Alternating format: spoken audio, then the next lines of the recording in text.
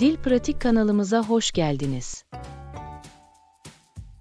Bu videoda çeşitli günlük konuşmalar yoluyla dinleme ve konuşma becerilerimizi geliştireceğiz. İngilizce altyazı mevcuttur ve YouTube ayarlarındaki otomatik çeviri özelliğini kullanarak kolayca yerel dilinize geçebilirsiniz. Dil becerilerimizi her gün birlikte geliştirelim. Ders 1. Yapılacaklar listesi maceraları. Hey Anna, dağlardaki bu inanılmaz yürüyüş parkurunu az önce duydum. Kulağa harika geliyor. Mutlaka gezilecek yerler listeme ekliyorum. Hayal kırıklığına uğramayacaksınız. Görüşlerin nefes kesici olması gerekiyor. Tahmin edebiliyorum. Doğayla iç içe olmayı seviyorum. Çok canlandırıcı.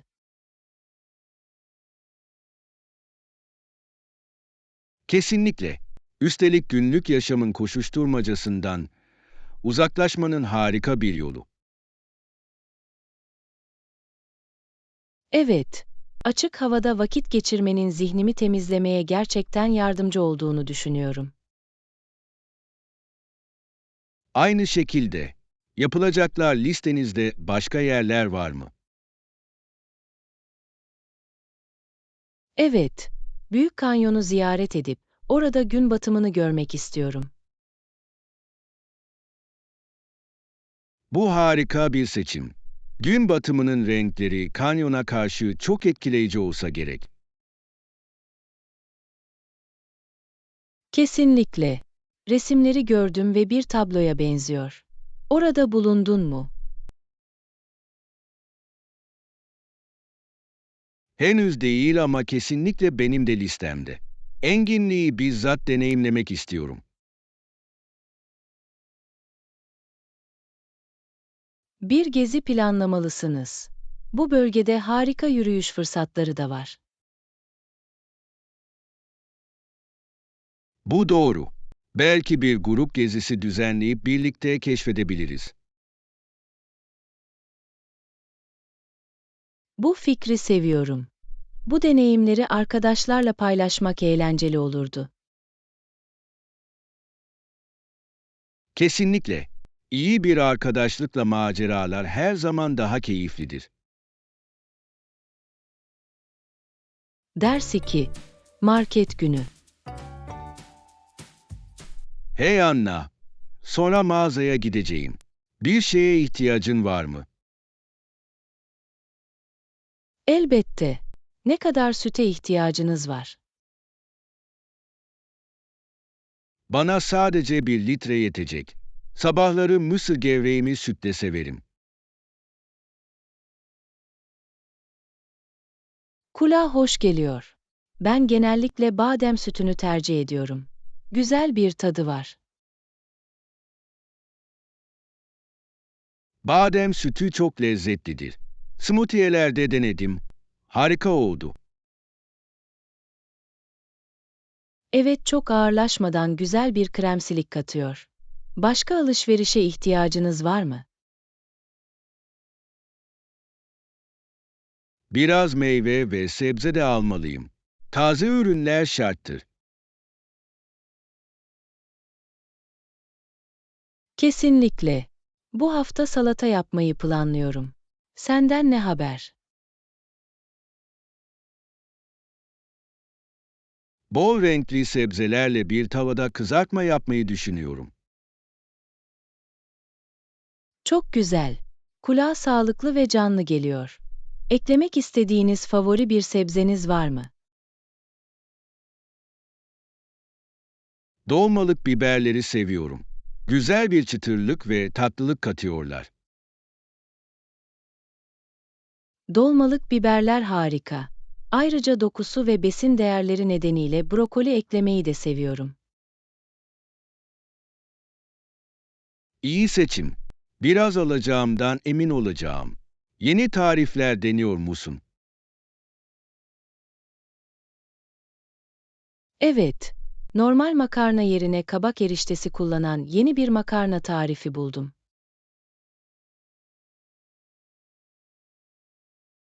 Kulağa ilginç geliyor.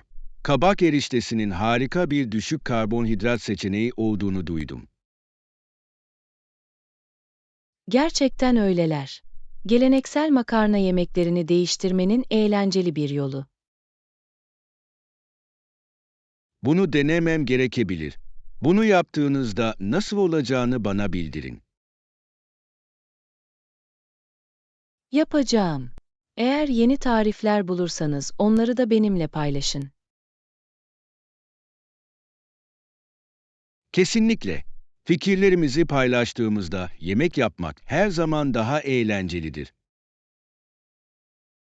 Ders 3. Yetişmek. Hey Anna, uzun zaman oldu. Görüşmeyeli nasılsın? Merhaba John. Harikaydım. Peki ya sen? Heyecan verici bir haber var mı?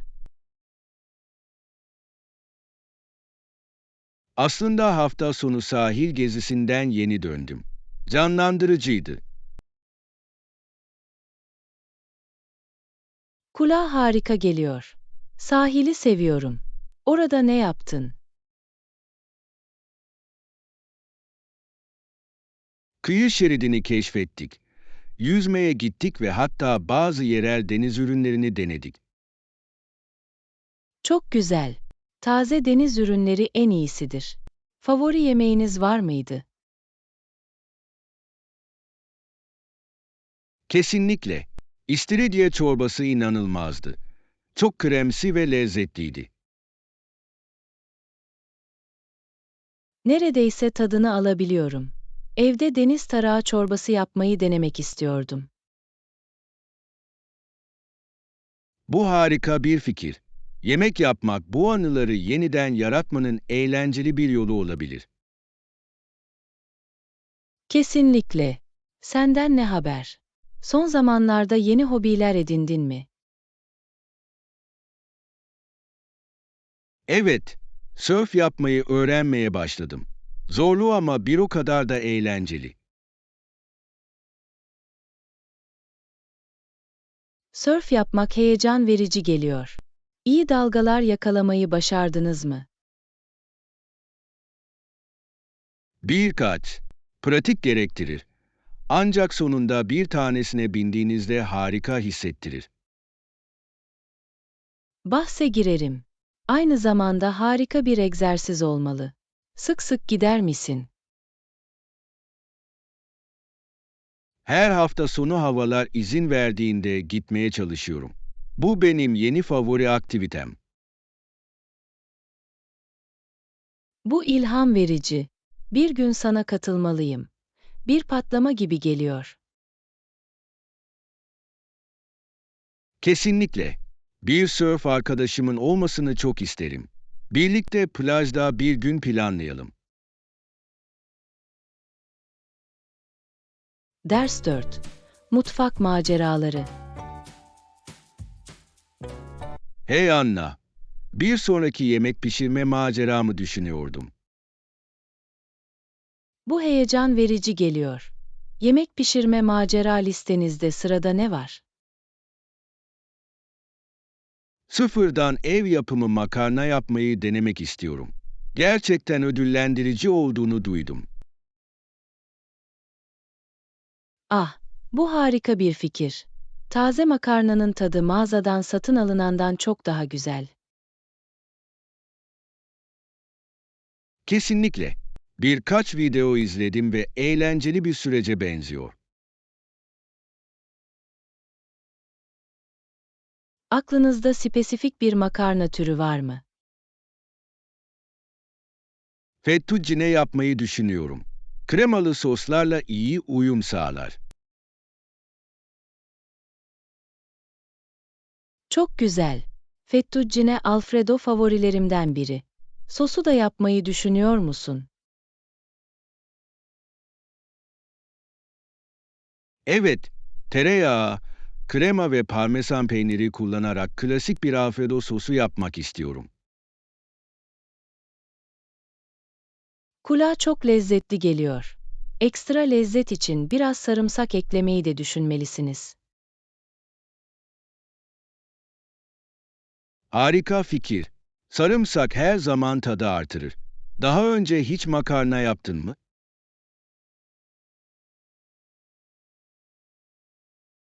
Bir kez yaptım ve biraz zorlayıcıydı ama buna değdi.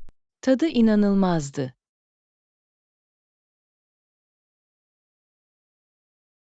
Hayal edebiliyorum. Benim gibi yeni başlayanlar için tavsiyeleriniz var mı? Kesinlikle. Hamuru iyice yoğurduğunuzdan emin olun ve açmadan önce dinlenmeye bırakın. Tavsiyen için teşekkürler. Bunu hatırlayacağım. Yemek pişirme seansında bana katılmak ister misin? Ben isterdim. Birlikte yemek pişirmek ve biraz kahkaha paylaşmak eğlenceli olacak. Mükemmel. Mutfak maceramızı sabırsızlıkla bekliyorum. Ders 5. Kişisel düşünmenin gücü. Hey Anna, kendini düşünmenin faydalarını hiç düşündün mü? Kesinlikle. Kişisel gelişim için bunu inanılmaz derecede değerli buluyorum. Benim için davranışlarım ve düşüncelerimdeki kalıpları tanımlamama yardımcı oluyor. Bu harika bir nokta. Bu kalıpları tanımak anlamlı değişikliklere yol açabilir. Kesinlikle. Bazen farklı durumlarda aynı şekilde tepki verdiğimi fark ediyorum ve bu göz açıcı oluyor. Evet, iyi ve kötü alışkanlıklarımızı yansıtan bir ayna gibidir. Kendini yansıtmak için özel bir yöntemin var mı? Düşüncelerimi düzenli olarak günlüğe kaydetmeyi seviyorum. Duygularımı ve deneyimlerimi işlememe yardımcı oluyor. Günlük tutmak harika bir araçtır. Zihinsel berraklığı da geliştirebileceğini duydum. Kesinlikle. Bir şeyleri yazmak çoğu zaman onların daha kolay yönetilebilir olmasını sağlar. Bir şükran günlüğü başlatmayı düşünüyordum. Bakış açımı değiştirebileceğini düşünüyorum. Bu harika bir fikir. Minnettar olduğunuz şeye odaklanmak, genel ruh halinizi iyileştirebilir. Olumlu anları düşündüğümde zor zamanları dengelediğini fark ettim. Kesinlikle.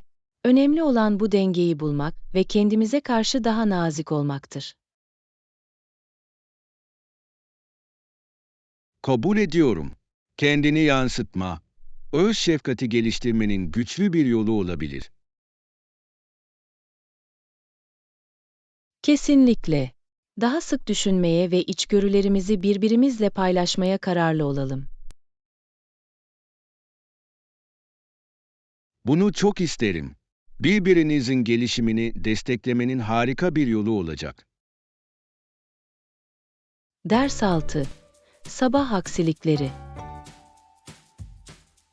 Günaydın Anna. İyi uyudun mu? Hey John. Evet ama bir sorun var.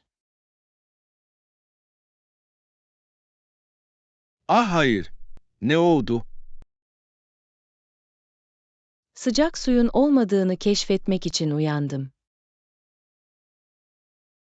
Bu çok sinir bozucu. Isıtıcının çalışıp çalışmadığını kontrol ettiniz mi? Yaptım. Kırılmış gibi görünüyor. Bir tesisatçı çağırmam gerekebilir. Bu iyi bir fikir gibi görünüyor. Güne sıcak bir duş almadan başlamak pek eğlenceli değil. Kesinlikle. Bunu gerçekten sabırsızlıkla bekliyordum. Senden ne haber? İyi bir gece geçirdin mi? Yaptım ama dışarıdaki gürültüden dolayı erken uyandım. Ah hayır. Ne oluyordu?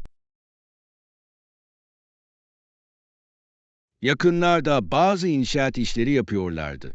Oldukça gürültülüydü. Bu çok sinir bozucu. Bu kadar gürültünün arasında dinlenmek çok zor.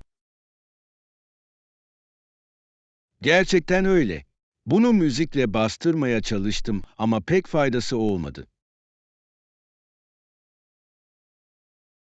Hayal edebiliyorum. Bazen kaosu kucaklamak en iyisidir. Doğru. Belki bir dahaki sefere iyi kulak tıkaçlarına yatırım yapmalıyım. Bu akıllıca bir fikir. Uyku kalitenizde büyük bir fark yaratabilir. Kesinlikle. Ve sonunda sıcak duşumu aldığımda kendimi çok daha iyi hissedeceğim. Kesinlikle. Umarız tesisatçı da sorunumu hızla çözebilir. Parmaklar geçti. Güne iyi bir başlangıç her şeyin daha iyi olmasını sağlar. Ders 7. İleri teknoloji tekerlekler. Hey Anna, en yeni elektrikli araba modellerini gördün mü? Merhaba John. Evet. Onlarla ilgili bir sunum gördüm. İnanılmaz görünüyorlar. Doğruyu biliyorum. Teknoloji sadece akıllara durgunluk veriyor. Hangisi gözüne çarptı? Kendi kendine sürüş özelliğine sahip olan. Araba kendi kendine giderken sadece rahatladığınızı hayal edin. Bu harika olurdu. Peki araba sürmek için bir bilgisayara güvenmenin güvenli olduğunu düşünüyor musunuz? Bu iyi bir nokta. Güvenilirlik konusunda hala bazı endişeler var. Ne düşünüyorsun? Uygun teknoloji ve testlerle güvenli olabileceğine inanıyorum. Üstelik kazaları da azaltabilir. Doğru. Peki ya araba sürmenin eğlencesi? Kontrolde olma hissini seviyorum. Anladım. Yüksek performanslı bir araba kullanmanın heyecan verici bir yanı var. Kesinlikle. Hiç şerit asistanı gibi gelişmiş özelliklere sahip bir araba kullandınız mı? Evet, yakın zamanda bir tane denedim. Yavaşça şeride geri dönmesi büyüleyiciydi. Vay, kulağa hoş geliyor. Bunu deneyimlemeyi çok isterim. Bir tane satın almayı mı düşünüyorsun? Bütçem olsaydı kesinlikle yapardım. Geleceğe bir bakış gibiler.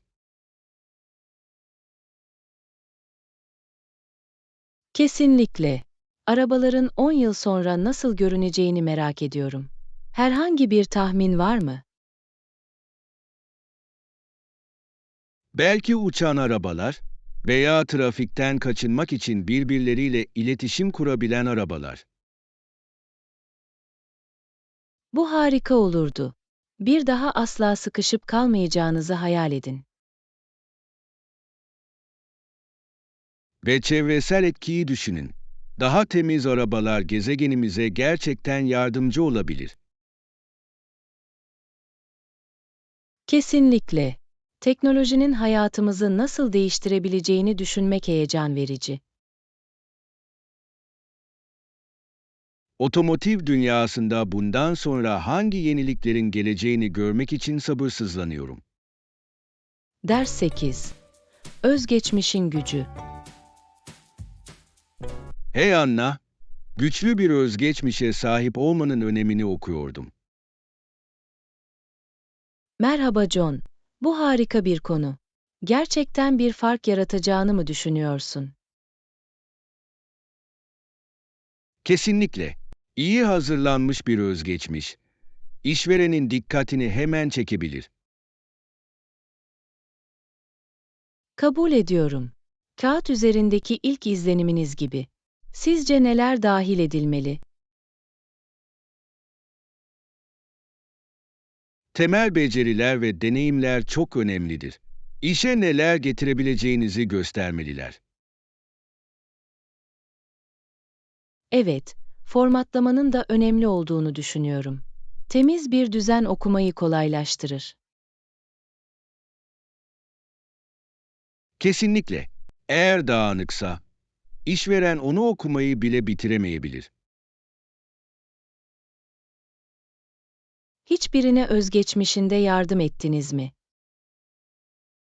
Evet, geçen ay bir arkadaşıma yardım ettim. Başarılarını öne çıkarmaya odaklandık. Bu çok akıllıca. Bundan sonra herhangi bir röportaj aldı mı? O yaptı. 2 röportaj için çağrıldı ki bu harika. Vay, bu çok etkileyici. Özgeçmişinizi her işe göre uyarlamanın da çok önemli olduğunu düşünüyorum. Kesinlikle.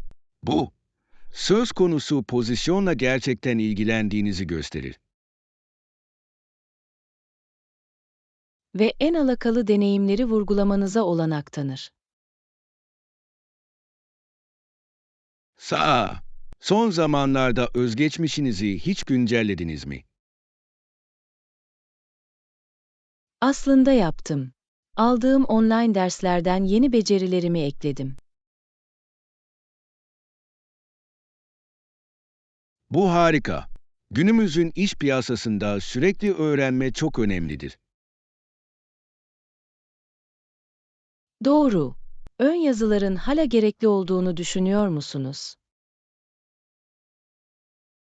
Kişisel bir dokunuş katabileceklerine ve motivasyonunuzu açıklayabileceklerine inanıyorum. Evet, hikayenizi özgeçmişinizdeki gerçeklerin ötesinde anlatmak için bir şans. Kesinlikle. Her şey rekabetçi iş ortamında öne çıkmakla ilgilidir. Kaç kişinin özgeçmişlerini mükemmelleştirmek için gerçekten zaman ayırdığını merak ediyorum. Bu şaşırtıcı. Birçoğu önemini hafife alıyor. Biraz çaba uzun bir yol kat edebilir. Ders 9. Tarihin kahramanları. Hey Anna, Harriet Tubman ve onun inanılmaz yolculuğu hakkında bir şeyler okuyordum. Merhaba John. Olağanüstü bir kadındı. En ilham verici ne buldunuz? Tıpkı eski zamanlardan kalma bir kahraman gibi, bu kadar çok insanı özgürlüğe kavuşturmasını seviyorum. Bu doğru. Bu bana Musa'nın İsrailoğullarını Mısır'dan nasıl çıkardığını hatırlatıyor. Kesinlikle. Her iki figür de zor zamanlarda muazzam bir cesaret ve liderlik gösterdi. Onların hikayelerinin bugün hala insanlara ilham verdiğini düşünüyor musunuz? Kesinlikle. Bize direnişi ve adalet mücadelesini öğretiyorlar. Kabul ediyorum. Eylemlerinin tarihin gidişatını nasıl değiştirdiği büyüleyici. Evet, Harriet Tubman'ın çabaları yeraltı demiryolunda çok önemliydi.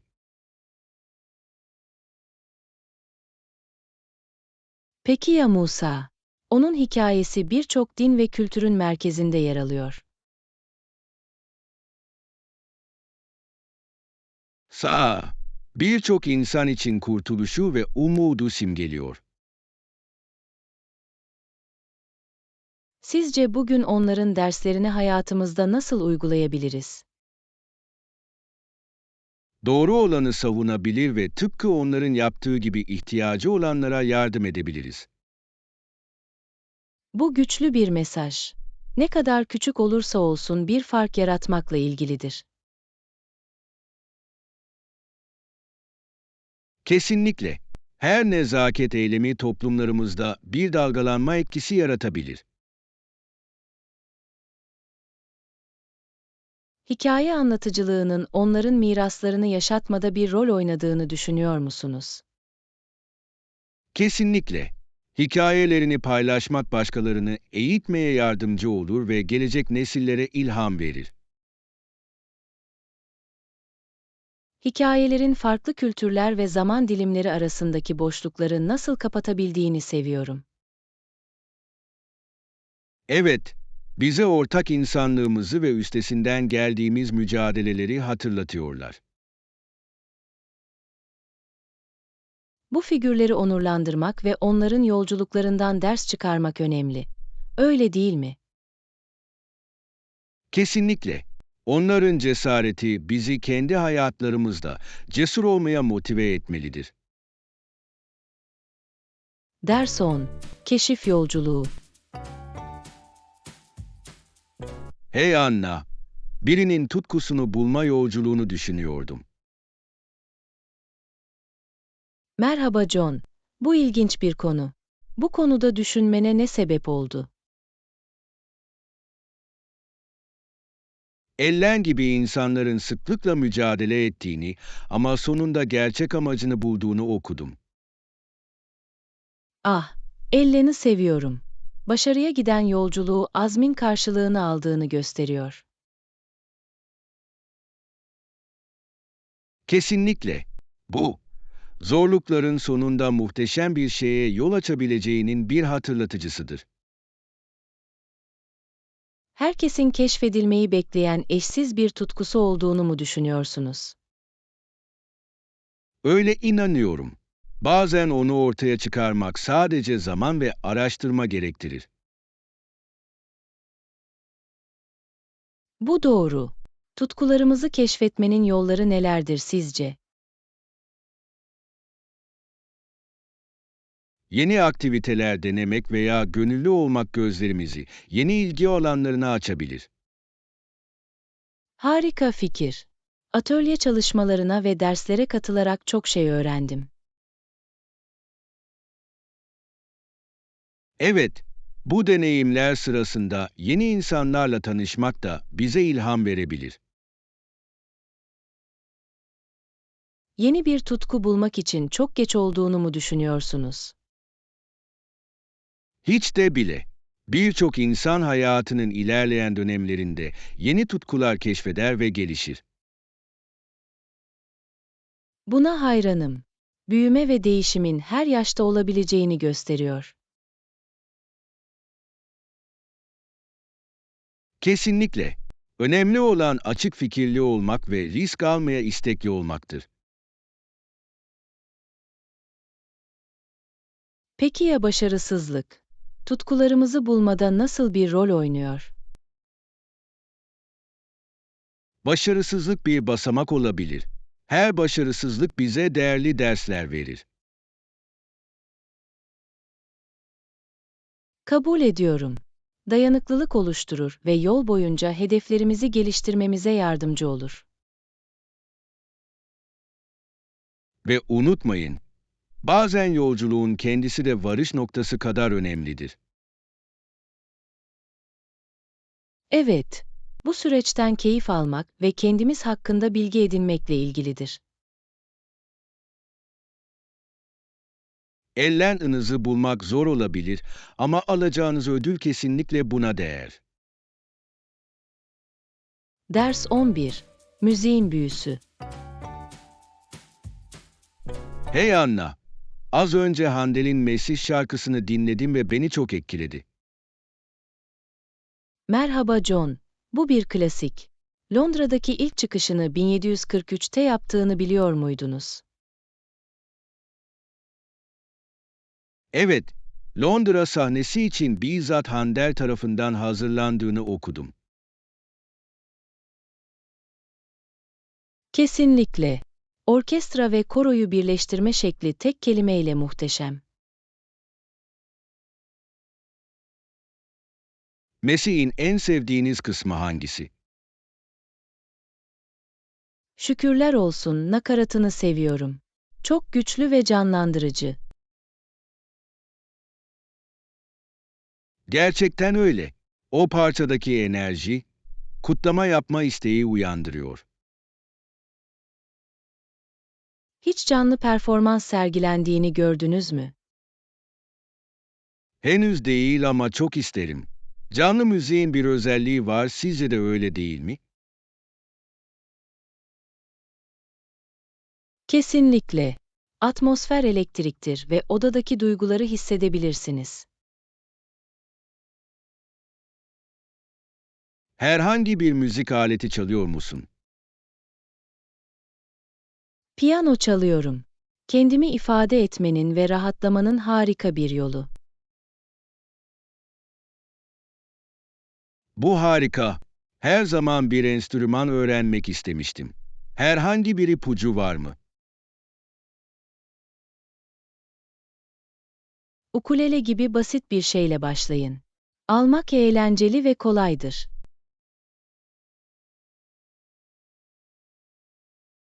Kulağa harika geliyor. Belki de deneyeceğim. Kendi müziğinizi mi besteliyorsunuz? Biraz uğraşıyorum. Melodileri ve ritimleri denemenin eğlenceli bir yolu. Bu harika. Müzik yaratabilen herkese hayranım. Sihir gibi hissettiriyor.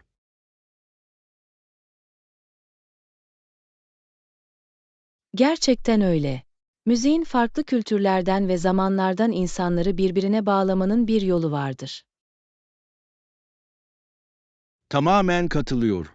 Bu kadar derin duygu ve anıları uyandırabilir. Gösteriler gibi etkinlikler de unutulmaz. Ortak bir deneyim yaratabilir. Kesinlikle. Bence Mesih'in herkeste yankı uyandıran ebedi bir niteliği var. Ders 12. Ortam sanatı. Hey Anna, evde sakinleştirici bir ortam yaratmak için mumlarla deneyler yapıyorum. Merhaba John. Kulağa hoş geliyor. Ne tür kokular kullanıyorsunuz? Lavanta ve vanilya kullanıyorum. Gerçekten zihni rahatlatmaya yardımcı oluyorlar. Bunlar harika seçimler. Mumlara da renk katmayı düşündünüz mü? Evet, renklerin ruh halinizi etkileyebileceğini okudum. Sizce en iyi hangi renkler işe yarar? Yumuşak mavi ve yeşillerin rahatlatıcı olduğunu, sıcak sarıların ise neşeli olabileceğini düşünüyorum. İlginç. Canlı renklerde mumlar gördüm ama etkilerini hiç düşünmedim.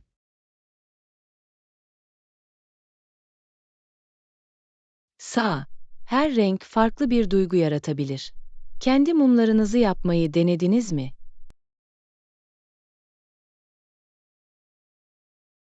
Henüz değil ama çok isterim. Eğlenceli ve yaratıcı bir projeye benziyor. Öyle. Kokuları ve renkleri ruh halinize veya dekorunuza uyacak şekilde özelleştirebilirsiniz. Başlamak için hangi malzemelere ihtiyacınız var? Sadece biraz bal mumu, fitiller, uçucu yağlar ve boya. Oldukça basit. Yapılabilir görünüyor. Mum yapımı partisine birkaç arkadaşımı davet edebilirim. Bu harika bir fikir. Birlikte bağ kurmanın ve bir şeyler yaratmanın eğlenceli bir yolu olabilir. Kesinlikle.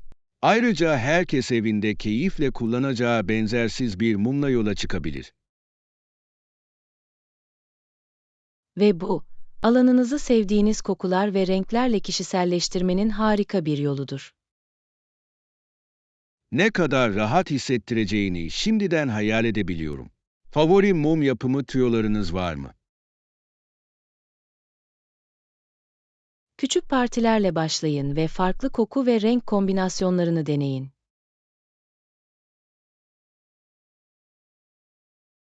Harika tavsiye.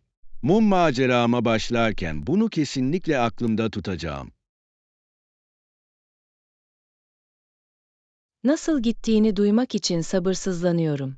Kendi ortamınızı yaratmak çok ödüllendirici olabilir. Kesinlikle. Her şey, alanınızda sizi huzur içinde hissettiren şeyi bulmakla ilgilidir. Ders 13. Alışveriş stratejileri. Hey Anna, bugünkü alışveriş listemizde neler var? Merhaba John. Günaydın. Taze ürünlere ve bazı süt ürünlerine ihtiyacımız var. Kulağa iyi geliyor. Aklınızda belirli bir meyve veya sebze var mı? Sanırım biraz elma ve ıspanak almalıyız. İkisi de gerçekten sağlıklı. Harika seçimler. Eklemek istediğiniz başka sebzeler var mı? Havuçlara ne dersin? Çok yönlüdürler ve birçok yemekte kullanılabilirler. Mükemmel. Ayrıca atıştırma için de harikadırlar. Peki ya süt ürünleri? Süt ve yoğurt almalıyız. Bunlar iyi kalsiyum kaynaklarıdır. Kabul ediyorum. Normal yoğurdu mu yoksa Yunan yoğurdu mu tercih edersiniz? Yunan yoğurtunu seviyorum. Daha kalındır ve daha fazla protein içerir. Senden ne haber? İkisini de severim ama Yunan yoğurdu kahvaltıda tercihimdir. Bu sağlıklı bir seçim. Yoğurdunuza genellikle bir şey ekler misiniz? Evet, meyve ve biraz bal eklemeyi seviyorum. Bu onu çok lezzetli kılıyor. Çok güzel. Biraz çıtırlık için genellikle granola eklerim. Bunu denedin mi? Ben var. Bu harika bir kombinasyon. Listemize başka neleri dahil etmeliyiz? Biraz atıştırmalıklara ihtiyacımız olabilir. Fındık veya tam tahıllı krakerlere ne dersiniz? Bu iyi bir fikir. Sağlıklıdırlar ve hareket halindeyken mükemmeldirler. Kesinlikle. Besleyici seçeneklerin mevcut olması güzel. Başka bir şeyi unutuyor muyuz? Belki biraz ekmek ya da makarna? Evet, sandviç için mutlaka ekmeğe ihtiyacımız var. Makarna hızlı akşam yemekleri için harikadır. Mükemmel. Çok yönlü bir alışveriş listemiz var gibi görünüyor.